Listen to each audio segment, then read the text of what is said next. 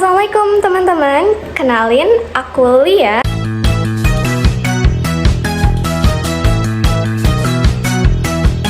A few moments later.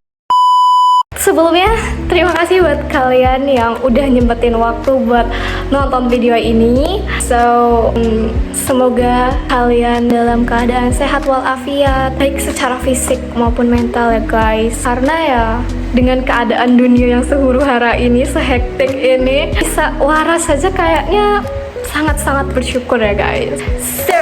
Pada video kali ini, aku bakal ngebahas tentang peran teman, keluarga, dan psikolog dalam proses penyembuhan. Oke, seperti yang udah aku bilang sebelumnya, pada video kali ini aku bakal ngebahas tentang peran teman, kemudian keluarga dan psikolog dalam proses penyembuhan. Kenapa? Karena ternyata kita tuh nggak bisa sembuh sendirian loh guys. Sebelum kita bahas lebih lanjut, aku bakal flashback dulu deh. Kita ini diciptakan oleh Allah sebagai makhluk sosial, bukan? Artinya kita ini dituntut untuk berinteraksi, berhubungan, dan hidup bersama orang lain. Itu artinya penyembuhan itu bukan lagi soal tentang diri sendiri guys, tapi juga soal siapa yang hadir saat kita terpuruk, saat kita jatuh. Dan kadang pelukan menenangkan itu justru datang dari mereka yang ada di dekat kita. Ternyata biasanya bentuk kasih sayang atau cintanya Allah kepada kita itu seringkali datang dari orang-orang terdekat. Salah satunya teman. Dengan Allah mendatangkan teman-teman yang tulus kepada kita itu, sebenarnya Allah tuh mau nunjukin loh guys kalau kita tuh nggak sendiri. Kadang kita mikir kan kalau aku bisa sendiri kok, tapi nyatanya kalau semuanya kita pendam sendiri itu bisa jadi bumerang buat kita juga. Jadi dari sini kita udah bisa tahu kan kalau ternyata peran teman itu sangat amat penting dalam hidup kita. Karena ya mereka tuh bisa jadi tempat kita buat cerita, tempat kita buat bersandar. Teman yang baik itu sebenarnya nggak cuma nemenin kita pas seneng doang. Kalau misalkan kalian punya temen yang datang pas seneng doang, cut off guys.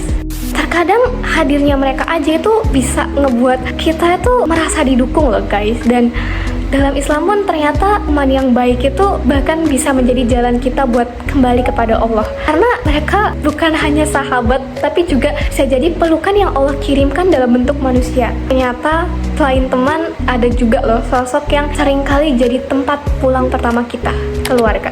Ternyata tanpa kita sadari, keluarga itu bisa jadi bagian paling penting dalam proses penyembuhan kita loh. Karena keluarga itu biasanya mereka itu menerima kita tanpa syarat dan nemenin kita.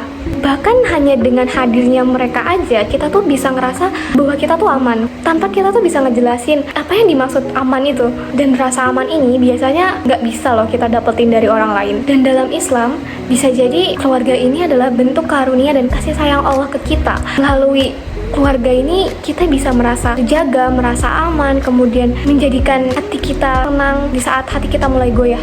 Lewat cinta mereka lah, Allah itu seringkali nyembuhin luka-luka yang gak terlihat. Tapi ada kalanya, meski kita dikelilingi oleh orang-orang terdekat, orang-orang yang mencintai kita tuh butuh orang yang profesional dalam nyembuhin luka kita. Dalam hal ini, psikolog itu berperan penting dalam proses penyembuhan luka. Psikolog ternyata bukan cuma tempat curhat doang loh guys, tapi mereka itu sebenarnya tenaga profesional yang tahu dan paham cara bantu kita dengan ilmunya, dengan empatinya, dan strategi yang terarah supaya kita tuh bisa benar-benar pulih.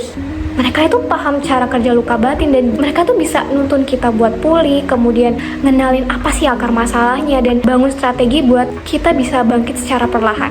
Dan dalam Islam, mencari bantuan itu bukan tanda kita lemah, bukan tanda kita alay, tapi justru itu adalah salah satu bentuk ikhtiar yang Allah cintai. Karena pulih itu prosesnya panjang dan pulih itu nggak bisa kita lakuin sendiri.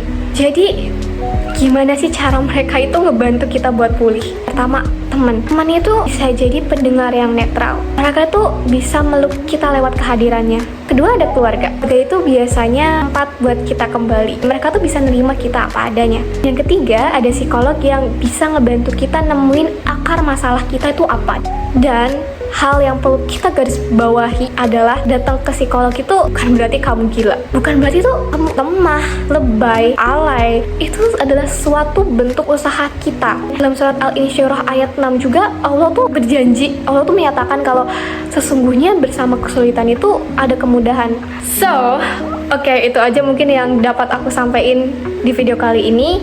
Thank you yang udah nonton video ini sampai selesai. Semoga video ini bisa jadi pelukan hangat buat kalian semua. Thank you. Sampai ketemu di video selanjutnya. Bye-bye.